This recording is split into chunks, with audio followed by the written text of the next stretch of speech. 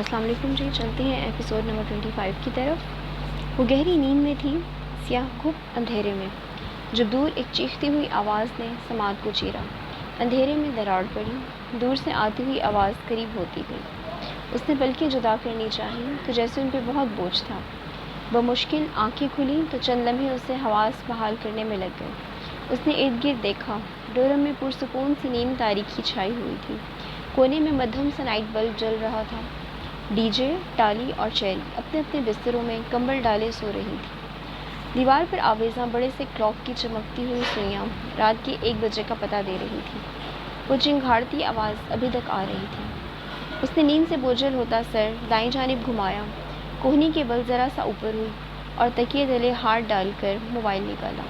اس کا ترکی والا موبائل بج کر اسی پل خاموش ہوا تھا۔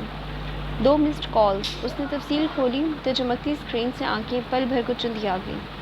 حیا نے پلکیں سکیڑے ہاتھ سے بال پیچھے کیے اور اسکرین کو دیکھا۔ تایا فرقان کالنگ۔ 7 بریکٹ میں 2 کا ہندسہ تھا۔ حیا نے اسکرین کے کونے پہ لکھے ٹائم کو دیکھا۔ رات کا 1 بج رہا تھا۔ یہاں تک 1 بجا تھا تو پاکستان میں 3 بجے ہوں گے۔ آدھی رات کو آنے والا فون اور مہمان کبھی اچھی خبر نہیں لاتے، اور نہ ریسیو کر سکنے والی کال اس بچے کی مانند ہوتی ہے جو کوئی کھونک کر نکالنا بھول گیا ہو۔ اس کی ساری نیند اور سستی پل بھر میں بھاگ گئی۔ تایا اس وقت کیوں کال کر رہے تھے؟ وہ ٹھیک تو تھے؟ اماں، ابا، روہیل سب ٹھیک تو تھے؟ پتہ نہیں کیا مسئلہ تھا۔ وہ تڑپ کر واپس کال ملانے لگی۔ پھر یاد آیا کہ اس میں تو بیلنس ہی نہیں تھا۔ اس نے بے بسی سے اپنے پاکستانی موبائل کو دیکھا جو تکیے کی اس طرف رکھا تھا۔ اس میں بھی بیلنس ختم تھا، بلکہ اس فون میں تو ترکی آنے کے بعد سے بیلنس ہی نہیں ڈلوایا تھا۔ اس نے کمبل پھینکا اور سیڑھیاں پھلانگ کر نیچے اتر آئی۔ وہ اپنے نائٹ سوٹ میں ملبوس تھی، گلابی چیک والا ٹراؤزر اور اس کے اوپر کھلا لمبا سا کرتا۔ ڈی جے، موبائل دو اپنا۔ اس نے ڈی جے کے بنک پر چڑھ کر اس کو جھنجھوڑا تو وہ بمشکل ذرا سا ہلی۔ نیند مت خراب کرو میری، سیدھی جہنم میں جاؤ گی تم۔ بند آنکھوں سے بڑبڑاتے ہوئے اس نے کروٹ بدل لی۔ اس کا موبائل وہیں تکیے کے ساتھ رکھا تھا۔ حیا نے موبائل جھپٹا اور نیچے اتر آئی۔ ٹالی کے بنک کی کرسی کھینچ کر بیٹھی اور اپنے موبائل سے تایا کا نمبر دیکھ کر ڈی جے کے فون ملانے لگی۔ فون نمبرز حیا سلیمان کو کبھی بھی زبانی یاد نہیں رہے تھے۔ نمبر ملا کر اس نے فون کان سے لگایا۔ لمحے بھر کی خاموشی کے بعد وہ مشینی نسوانی آواز ترک میں کچھ بکنے لگی، جس کا مطلب یہ تھا کہ ڈی جے ذلیل کا بیلنس بھی ختم تھا۔ اس نے جھنجھلا کر فون کان سے ہٹا لیا۔ یورپی یونین کا سارا اسکالرشپ استقلال اسٹریٹ اور جواہر میں شاپنگ پر اڑا دینے والیوں کے ساتھ ایسا ہی ہونا چاہیے تھا۔ اسی پل پھر سے فون بجا۔ تایا فرقان کالنگ۔ اس نے جھٹ سے کال اٹھا لی۔ ہیلو حیا، تمہارے پاس اس نمبر کے علاوہ دوسرا کون سا نمبر ہے؟ وہ تایا فرقان ہی تھے اور اتنے ہی غصے سے بولے تھے کہ وہ کانپ گئی۔ جی کیا؟ حیا، میرے ساتھ بکواس مت کرو، مجھے بتاؤ تمہارے پاس دوسرا کوئی نمبر ہے؟ وہ نیند سے جاگی تھی اور کبھی بھی اتنی حاضر دماغ نہیں رہی تھی، مگر ساری بات سمجھنے میں اسے ایک لمحہ لگا تھا۔ ارم پکڑی گئی تھی۔ ارم آدھی رات کو کسی سے فون پر بات کرتے ہوئے پکڑی گئی تھی۔ نہیں تایابا، میرے پاس یہی ایک ہی نمبر ہے، اور دوسرا یو فون کا جو آپ کے پاس آلریڈی ہے۔ تمہارے پاس موبی لنک کا کوئی نمبر نہیں ہے؟ نہیں تایابا، آپ بے شک ابا سے پوچھ لیں، یہ نمبر ان کے نام پہ ہے اور میں نے دوسرا نمبر رکھ کر کیا کرنا ہے؟ اچھا ٹھیک ہے۔ انہوں نے کھٹ سے فون بند کر دیا۔ اس نے گہری سانس لے کر موبائل کان سے ہٹایا اور دوسرے ہاتھ سے چہرے پر آئے بال سمیٹ کر پیچھے کر دیے تو ارم فرقان اسفر پکڑی گئی تھی۔ اچانک اس کے ذہن میں تایا فرقان کے الفاظ گونجے، میری ارم بھی تو ہے، مجال ہے جو بنا سر ڈھکے کبھی گھر سے نکلی ہو۔ وہ ارم کے لیے متاسف بھی تھی اور پریشان بھی، مگر دور اندر کہیں دل کے اس پوشیدہ خانے میں جو کوئی شخص دنیا کو نہیں دکھاتا، اسے تھوڑی سی کمینگی سی خوشی بھی ہوئی تھی۔ بہت اچھا ہوا تایا ابا، اس دور کے خانے میں کسی نے کہا تھا، اب تو آپ کو بھی معلوم ہو گیا کہ دوسروں کی بیٹیوں پر انگلیاں اٹھانے والے لوگوں کے اپنے گھروں پر 2 انگلیاں لوٹ کر ضرور آتی ہیں۔ بہت اچھا ہوا تایا ابا۔ صبح سویرے اٹھتے ہی وہ اسی کرتے ٹراؤزر پہ ایک ڈھیلا ڈھالا سا سویٹر اور شال لپیٹ کر دیا اسٹور آ گئی۔ بال اب اس نے کیچر میں باندھ لیے تھے اور اپنے گلابی کینچی چپل پہن لیے تھے۔ اسٹور سے اس نے ایک کارڈ خریدا، اپنا فون ریچارج کیا اور موبائل پر اماں کا نمبر ملاتی باہر کیفے کے برآمدے میں بچھی کرسی کھینچ کر بیٹھ گئی۔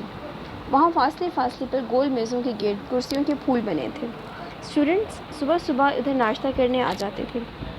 سامنے سبانجی کا خوبصورت فوارہ نصب تھا، گول چکر میں مقید فوارہ، جس کی پانی کی دھار بہت اوپر جا کر نیچے گرتی تھی۔ اتنی صبح صبح فون کیسے کیا؟ خیریت؟ فاطمہ ذرا فکر مند ہو گئی۔ تو کیا میں آپ کو ایسے فون نہیں کر سکتی؟ وہ آرام دہ انداز میں ٹیک لگا کر ٹانگ پر ٹانگ رکھتی ذرا خفگی سے بولی تھی۔ ہماری پاکستانی ایکسچینج اسٹوڈنٹ ہمیں عموماً مسڈ کال دیا کرتی ہیں یا پھر کسی S M S website سے مفت کا ایس ایم ایس کر کے کال ملانے کا کہتی ہیں تو ہم کال بیک کر لیتے ہیں۔ اس لیے اگر وہ الگ صبح خود فون کریں گی تو حیرت تو ہوگی نا۔ بس اماں غربت ہی اتنی ہے، کیا کریں؟ وہ کینچی چپلوں میں مقید پیر جھلاتے ہوئے ہنس کر بولی تھی۔ ہاں، یورپی یونین نے وہ ہزاروں یوروز کا اسکالرشپ تو کسی اور کو دیا تھا نا۔ فاطمہ کی تشویش ختم ہو چکی تھی اور وہ اسی کے انداز میں بات کر رہی تھی۔ وہ تو رینی ڈیز کے لیے سنبھال کر رکھا ہے۔ کون سے رینی ڈیز؟ اسپرنگ بریک اماں، اور یہاں رینی ڈیز اسپرنگ بریک کے دنوں میں ہوتی ہے، اس لیے میں اور ڈی جے اسپرنگ بریک میں پورا ترکی گھومنے کا سوچ رہے ہیں۔ اور لگتا ہے آج کل آپ سائمہ تائی کی کمپنی میں رہ رہی ہیں، صبح ہی صبح طنز کیے جا رہی ہیں۔ اچھا، سب کچھ چھوڑیں، یہ بتائیں گھر میں سب خیریت ہے؟ ہاں، سب ٹھیک ہے۔ تایا فرقان کی طرف بھی؟ اس نے ہاتھ سے ویٹر کو اشارہ کیا۔ وہ قریب آیا تو اس نے مینیو کارڈ کا ڈبہ اپنے ڈونٹ پر انگلی رکھی، پھر انگلیوں سے وکٹری کا نشان بنایا تو وہ سمجھ کر واپس مڑ گیا۔ ہاں، کیوں؟ کسی نے کچھ کہا ہے؟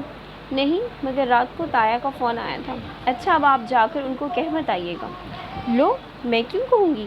فاطمہ الٹا خفا ہوئی تھی، مگر وہ جانتی تھی ماؤں کا بھروسہ نہیں ہوتا، لاکھ کہو کہ نہ بتائیے گا، پھر بھی اپنے اگلے پچھلے حساب چکاتے وقت کسی نہ کسی موقع پر اس بات کو استعمال کر ہی لیتی ہیں۔ مگر ایک اچھی بیٹی کی طرح جب تک پوری بات ماں کی گوش گزار نہ کر لیتی اسے ڈونٹس کہاں ہضم ہونے تھے۔ ساری بات دہرا دی، بس ارم کا صبح پڑھ لینے والا میسج گول کر گئی۔ اچھا، پتہ نہیں، ہمیں تو کچھ نہیں پتہ چلا۔ وہ کچھ دیر اسی بات پر تبصرہ کرتی رہی، پھر ایک دم یاد آنے پر بولی، لو، میں تو بتانا ہی بھول گئی، مہوش کی شادی طے ہو گئی ہے۔ انہوں نے زاہد چچا کی بیٹی کا نام دیا، جس کی نسبت کافی عرصے سے اپنے ماموں زاد سے طے تھی۔ اچھا، کب؟ اسے خوشگوار حیرت ہوئی۔ ترکی آتے وقت سنا تو تھا کہ اپریل کی کوئی تاریخ رکھیں گے، مگر اسے بھول گیا تھا۔ ہفتہ ہو گیا ہے رکھے ہوئے، جب بھی بات ہوتی ہے بتانا بھول جاتی ہوں۔ پھر انہوں نے جو تاریخ بتائی وہ اپریل میں ان کے اسپرنگ بریک کے درمیان آتی تھی۔ تب تو ڈی جے اور میں عظیم سلطنت ترکیہ کی سیر کر رہے ہوں گے۔ سبین کو بلایا تو ہے، مگر کہہ رہی تھی کہ سکندر بھائی کی طبیعت آج کل خراب رہتی ہے، وہ نہیں آ سکے گی۔ میں نے کہا جہان کو بھیج دو۔ اچھا ہے، ساتھ حیا بھی آ جائے گی، دونوں شادی اٹینڈ کر لیں گے، مگر وہ کہہ رہی تھی کہ مشکل ہے۔ اس نے فون کو کان سے ہٹا کر گھورا اور پھر ہنس دی۔ اماں بھی نا کبھی کبھی لطیفے ہی سناتی تھی۔ وہ انتہائی غیر رومانٹک سے ماں بیٹا کہاں مانتے اتنے رومانٹک ٹرپ کے لیے۔ اس نے سر جھٹک کر موبائل کان سے لگا لیا۔ فاطمہ کہہ رہی تھی، ایک تو تمہاری پھپھو بھی کوئی بات غیر مبہم نہیں کرتی۔ بالکل، اس نے تائید کی۔ ویٹر نے چاکلیٹ اور رنگ برنگے دانوں سے سجے 2 ڈونٹس پلیٹس میں رکھے اور اس کے سامنے لا کے رکھ دیے، تو وہ الوداعی کلمات کہنے لگی۔ ارم کے متعلق مزید جاننے کے لیے فی الحال اسے اب کوئی طلب نہیں تھی۔ منظر بدلتا ہے۔ بیوق ادا؟ پھر سے بیوق ادا؟ اس روز وہ شام میں جلدی سو گئی تھی، عشاء کے بعد آنکھ کھولی، کچھ دیر پڑھتی رہی، پھر روہیل سے اسکائپ پر گھنٹہ بھر باتیں کی اور اسے ترکی کا سفر نامہ سنا کر خوب بور کیا، اور اب بھوک لگی تو کچن میں آئی تھی۔ ڈی جے نے آلو مٹر بنایا تھا، جو سالن کم اور کوئی گدلا سا پانی زیادہ لگ رہا تھا، جس میں مٹر، آلو اور پیاز جگہ جگہ تیر رہے تھے۔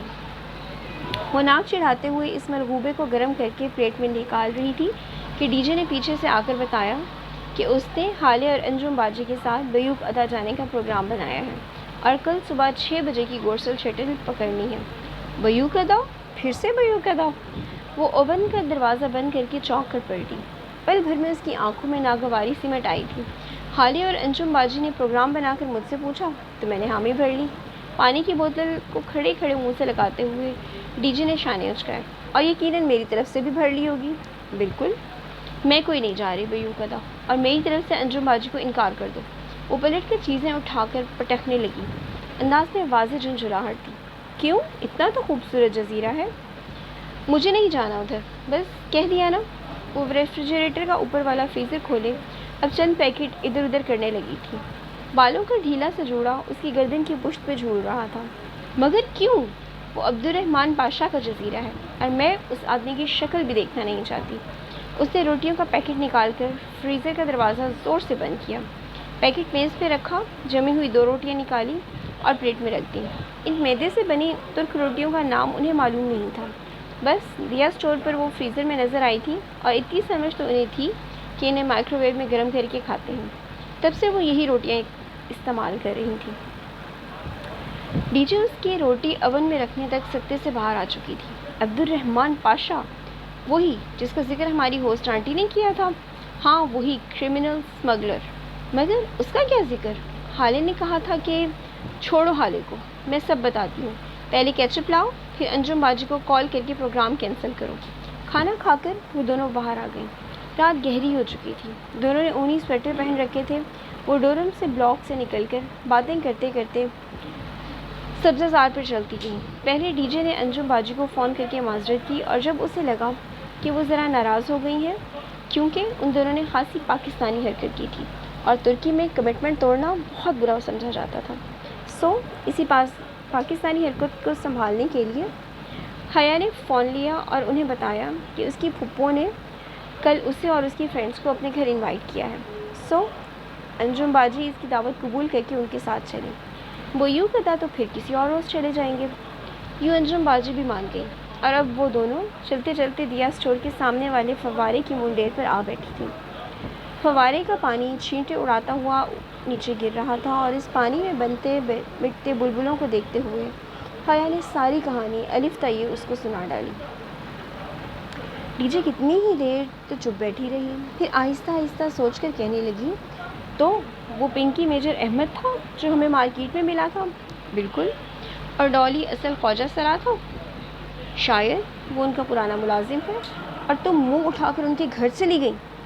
मुंह उठाकर क्या, मेरा पासपोर्ट था यार उस पर्स में। और अच्छा ही हुआ ना, सारी बात तो क्लियर हो गई। वो अपनी गलती मानती ये मुमकिन नहीं था, मगर तुमने उसे फ़ोन करके बहुत बड़ी गलती की है, तो भुगत रही हूँ ना वो गलती। उस जालिम शख्स ने ये नहीं सोचा कि जहान के पास इस रेस्टोरेंट के अलावा और कुछ नहीं है और उसने उसी को ऐसे तबाह बर्बाद कर दिया। अब यकीनन वो उसकी लैंडलेडी को शह देगा कि वो रेस्टोरेंट वापस ले ले। वो सख्त नादिम थी। तुम्हें क्या लगता है वो तुमसे वाकई मोहब्बत करता है? किसी को अजियत पहुंचाना मोहब्बत नहीं होती। कुछ देर यूं ही बातों में वो बैठी भी हर बात को डिस्कस करती रही। फिर डीजे ने हाथ उठाकर हतमी अंदाज में कहा, एक बात तो तय है, अब ये मामला ख़त्म हो चुका है। अब वो तुम्हारा पीछा नहीं करेगा। वो सर हिलाकर उठ बैठी। रात बहुत बीत चुकी थी और अब उनको वापस जाना चाहिए था। सब्ज़ाज़ार पर चलते डोरम ब्लॉक की तरफ बढ़ते हुए वो सोच रही थी कि अपने मसले किसी को बताने से वो हल नहीं होते। दिल का बोझ किसी के सामने हल्का करते करते बाज़ दफ़ा हम अपनी ज़ात को ही दूसरों के सामने गिरा देते हैं। परेशानियाँ बताने से कम हो सकती हैं और उसकी परेशानी अभी तक उसके साथ ही थी। मंज़र बदलता है।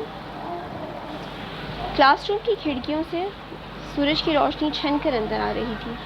सुबह की नम हवा बार बार शीशों से टकराकर पलट जाती। जियो इन्फॉर्मेशन सिस्टम के प्रोफेसर अपने मखसूस अंदाज में लेक्चर दे रहे थे। उसके साथ बैठी डीजे बज़ाहिर बहुत तवज्जो से लेक्चर सुनती रजिस्टर पर कुछ लिख रही थी। वो हर चंद लफ्ज़ लिख लेने के बाद सर उठाकर प्रोफेसर को देखती, ज़रा गौर से उनके अगले अल्फाज सुनती और फिर सर हिलाकर समझने के अंदाज में दोबारा लिखने लगती। हया ने एक निगाह उसके रजिस्टर पर डाली। वहाँ उसका चलता कलम लिख रहा था, तुम लोगों का स्प्रिंग ब्रेक का क्या प्रोग्राम है, किधर जाओगे और कौन कौन तुम्हारे साथ जा रहा है? आखिरी लफ्ज़ देखकर उसने गर्दन सीधी करके पूरे एतमाद से प्रोफेसर को देखते हुए रजिस्टर दाएं जानी बैठे हुए मकसूम को दे दिया। ये इनकी और मकसूम की वाहिद मुश्तरका क्लास थी। مقسم نے ایک نگاہ کھلے رجسٹر پر ڈالی اور پھر سر جھکا کر کچھ لکھنے لگا۔ جب رجسٹر واپس ملا تو اس میں انگریزی میں لکھا تھا، ہم ترکی کے ٹور پہ جا رہے ہیں، 7 دن میں 7 شہر، ہم پانچوں اور ٹالی، اور تم لوگوں کا کیا پروگرام ہے؟ اوف، پھر سے یہ ٹالی، ڈی جے کوفت سے جواب لکھنے لگی۔ ہم بھی 7 دنوں میں 7 شہر گھومنے کا سوچ رہے ہیں۔ اس نے رجسٹر آگے پاس کر دیا اور پھر ذرا ٹیک لگا کر بیٹھ گئی۔ مقسم اب صفحے پر چند الفاظ گھسیٹ رہا تھا۔ تو ہمارے ساتھ چلو نا، تم لوگوں کو کب نکلنا ہے؟ پہلی چھٹی والے دن، مقسم نے اپنا پروگرام بتایا۔ ہم نے دوسری چھٹی پہ نکلنا ہے، تمہارے ساتھ مشکل ہوگا، چلو پھر چھٹیوں کے بعد ملیں گے۔ نو پرابلم، ساتھ میں مقصد نے ایک مسکراتا ہوا چہرہ بنایا۔ حیا دانت پر دانت جمائے بمشکل جمائیاں روکنے کی صحیح کر رہی تھی۔ اسے اس کلاس سے زیادہ بورنگ کوئی کلاس نہیں لگتی تھی۔ دفتن مقصد نے رجسٹر ڈی جے کی جانب بڑھایا تو اس پہ لکھے الفاظ کو پڑھ کر ڈی جے نے رجسٹر حیا کے سامنے رکھ دیا۔ حیا نے ذرا سی گردن جھکا کر دیکھا، اوپر اس نے انگریزی میں لکھا تھا، ٹرانسلیٹ ان اردو پلیز۔ اس کے نیچے عربی عبارت لکھی تھی، کیفا حالو کا۔ حیا نے قلم انگلیوں کے درمیان پکڑا اور اردو ہجوں میں لکھا، آپ کا کیا حال ہے، اور رجسٹر واپس کر دیا۔ مقسم اور حسین کو آج کل ڈی جے سے اردو الفاظ لکھنے کا اور سیکھنے کا شوق چڑھا ہوا تھا۔ اس کلاس میں وہ یوں سارا وقت عربی الفاظ لکھ کر ان کو دیتے رہتے تھے، اور چند لمحوں بعد اس نے پھر صفحہ حیا کے سامنے کیا۔ اب اس پر لکھا تھا، حالی بخیر۔ حیا نے جیسے چڑھ کر نیچے لکھا، میں بالکل ٹھیک ٹھاک ہوں اور آپ کی خیریت ٹھیک چاہتی ہوں۔ اتنا لمبا کیوں لکھا؟ ڈی جے نے حیرت سے سرگوشی کی۔ اگر چھوٹا لکھتی تو یہ فوراً ہی اسے سیکھ کر مجھ سے آج ہی کی تاریخ میں پوری لغت لکھواتا۔ اب اچھا ہے نا، پورا دن ٹھیک سے پڑھنے میں سارا وقت گزار دے گا، اور مقصم سے کلاس کے اختتام تک ٹھیک سے پڑھا نہیں گیا تھا۔ خیر، کلاس ختم ہوئی تو وہ واپس ڈورم میں آئی۔ منہ ہاتھ دھو کر تیار ہونے میں بھی کافی وقت لگ گیا۔ اس نے ایک مور پنکھ کے سبز رنگ کا پاؤں کو چھوتا فراک پہنا۔ فراک کی آستین تنگ چوڑی دار تھی اور نیچے پاجامہ تھا۔ پورا لباس بالکل سادہ تھا۔ بال اس نے کھلے چھوڑ دیے اور کاجل اور نیچرل پنک لپسٹک لگا کر ڈی جے کی طرف پلٹی۔ کیسی لگ رہی ہوں؟ ڈی جے جو بالوں میں برش کر رہی تھی دیکھ کر اسے رک گئی۔ بالکل پاکستان کا جھنڈا لگ رہی ہو، دفع ہو جاؤ۔ تقریباً 1.5 گھنٹے بعد وہ دونوں انجم باجی اور حالے کے ساتھ جہانگیر میں واقع پھوپھو کے گھر کے سامنے کھڑی تھی۔ پھوپھو کو بتا تو دیا تھا نا، یہ نہ ہو کہ وہ کہے میں نے تو انوائٹ ہی نہیں کیا، ڈی جے نے آہستہ سے پوچھا۔ ہاں بتا دیا تھا، اس نے سرگوشی میں ڈی جے کو جواب دیتے ہوئے ڈور بیل بجا دی۔ پھوپھو ان سے بہت پرجوش ہو کے ملی۔ لانگ روم میں بیٹھتے ہی ساتھ ان سب کا تعارف کا مرحلہ بھی تمام ہو گیا۔ حیا، آج تو تم نے گھر میں رونق کر دی ہے۔ وہ واقعتاً بہت خوش تھی۔ حیا ان کے گھر کو اپنا سمجھ کر دوستوں کو ساتھ لائی ہے، یہ خیال ہی ان کو بہت مسرت بخش رہا تھا۔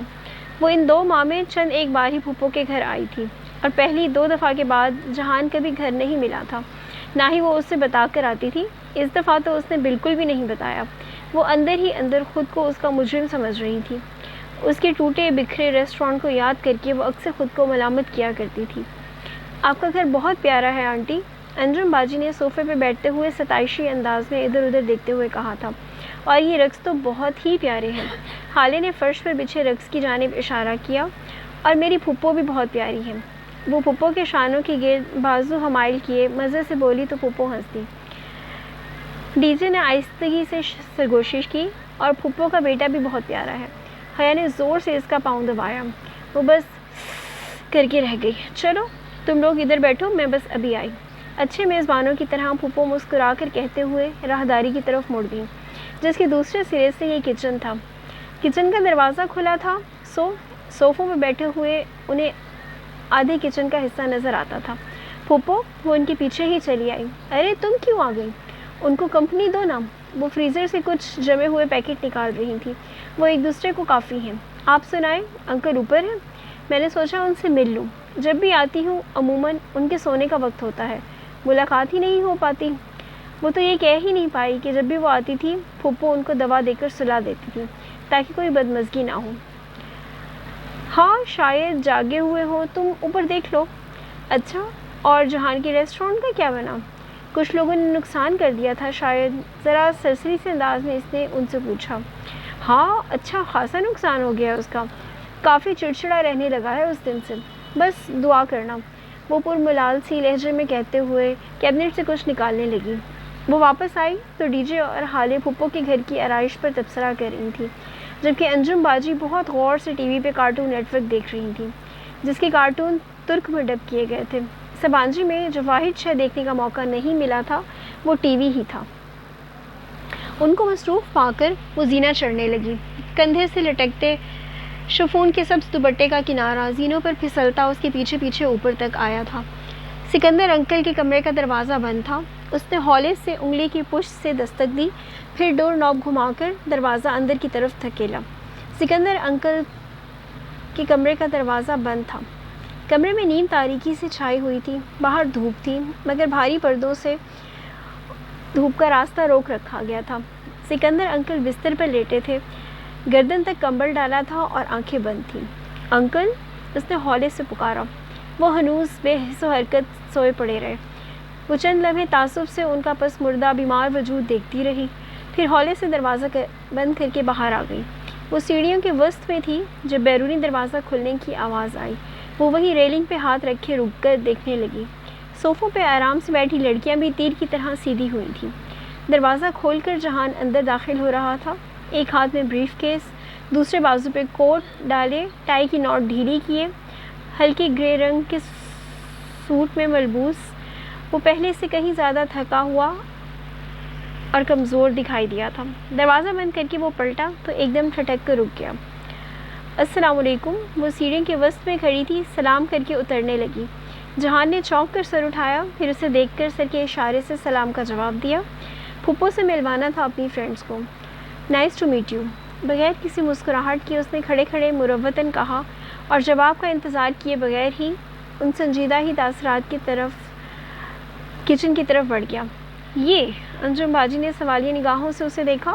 پھپھو کا بیٹا ہے، جہان، وہ قدرے خفت سے تعارف کرواتے ہوئے آخری زینہ اتر کر صوفے پر آ بیٹھی تھی۔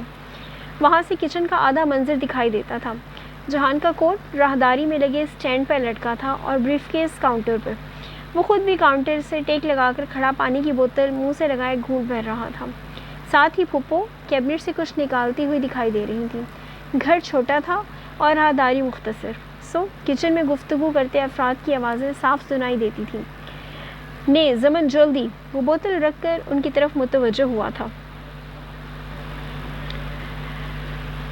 ہمن سمدی، جواباً وہ ذرا اکھڑے انداز میں درشتی سے ترک میں کچھ بولا تو ڈی جے سے کچھ کہتی ہوئی حالے نے چونک کر کچن کی طرف دیکھا۔ جہان، پھپھو نے تنبیہی نگاہوں سے اسے گھورا، اور اس نے جواب میں خاصی تلخی سے کچھ کہتے ہوئے بوتل زور سے میز پہ پٹکی تھی۔ حالے نے قدرے بے چینی سے پہلو بدلا۔ حیا اس کے چہرے کے الجھے ہوئے تاثرات بغور دیکھ رہی تھی۔ کچھ دیر بعد حالے ذرا سوچ کر بولی، حیا، استقلال اسٹریٹ میں آج لیویز پر سیل لگی ہے، وہ چیک نہ کر لیں؟ اٹھنے کا ایک بہانہ۔ حیا گہری سانس لے کر کھڑی ہو گئی۔ ڈی جے اور انجم باجی بھی کچھ سمجھ پا رہی تھیں۔ ہاں چلو، ذرا پھپھو کو بتا دوں۔ وہ کچن کی طرف آ گئی، جبکہ باقی لڑکیاں صوفوں سے اپنے اپنے بیگ اٹھانے میں مصروف ہو گئیں۔ اچھا پھپھو، ہم لوگ چلتے ہیں، ہمیں آگے شاپنگ پر جانا ہے۔ کچن کی چوکھٹ میں کھڑے ہو کر اس نے جہان سکندر کو قطعاً نظر انداز کرتے ہوئے بتایا۔ وہ فریج کا دروازہ کھولے کھڑا کچھ نکال رہا تھا۔ ارے ابھی تو آئی تھی، ابھی سے جا رہی ہو؟ پھپھو نے ایک ملامت زدہ نگاہ جہان پہ ڈال کر تیزی سے اس کی طرف پلٹ کر جواب دیا۔ وہ بے نیازی سے کھڑا پانی پیتا رہا۔ پھر وہ اصرار کرتی رہی، مگر حیا نہیں روکی۔ دوبارہ آنے کا وعدہ کر کے وہ بظاہر بہت خوش دلی سے ان کو خداحافظ کر کے باہر نکلی تھی۔ ڈور میٹ پر رکھے اپنے جوتوں میں پاؤں ڈالنے تک اس کے چہرے سے مسکراہٹ غائب ہو چکی تھی، اور اس کی جگہ اسپاٹ سی جگہ نے لے لی تھی۔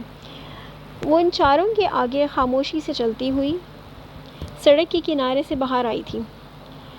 جب وہ کالونی کا موڑ مڑ کر دوسری گلی میں داخل ہوئی تو وہ تیزی سے حالے کی جانب گھومی۔ حالے، جہان نے پھپھو سے کیا کہا تھا؟ جانے دو حیا، حالے نے نگاہیں چرائیں۔ اسکارف میں لپٹا اس کا چہرہ قدرے پھیکا سا تھا۔ حالے، مجھے بتاؤ اس نے کیا کہا تھا؟ حیا، وہ کسی اور بات پر اپسیٹ ہوگا، تم چھوڑ دو اس قصے کو۔ حالے، نور چوک لو، میں تم سے کچھ پوچھ رہی ہوں۔ اس نے کندھوں سے دبا کر حالے کو جھنجھوڑتے ہوئے اس کا پورا نام لیا۔ اچھا ٹھیک ہے، پھر سنو۔ اس نے پہلے پوچھا کہ یہ کب آئی ہیں، پھر کہا ان کے لیے اتنا پھیلاؤ کرنے کی کیا ضرورت ہے، اور پھر اس نے کہا کہ میں سارا دن کتوں کی طرح اس لیے نہیں کماتا کہ آپ یوں ضائع کر دیں۔ اس کے کندھوں پہ رکھے حیا کے ہاتھ نیچے جا گرے۔ بہت آہستہ سے وہ پلٹ گئی۔ حیا چھوڑ دو، انجم باجی نے پیچھے سے کندھا تھپ تھپا کر اسے تسلی دی۔ چھوڑ ہی تو دیا ہے، آج کے بعد میں کبھی پھوپھو کے گھر قدم نہیں رکھوں گی۔ میں اتنی ارزاں تو نہیں ہوں کہ میرے مغرور رشتہ دار یوں میری بے عزتی کرتے پھریں۔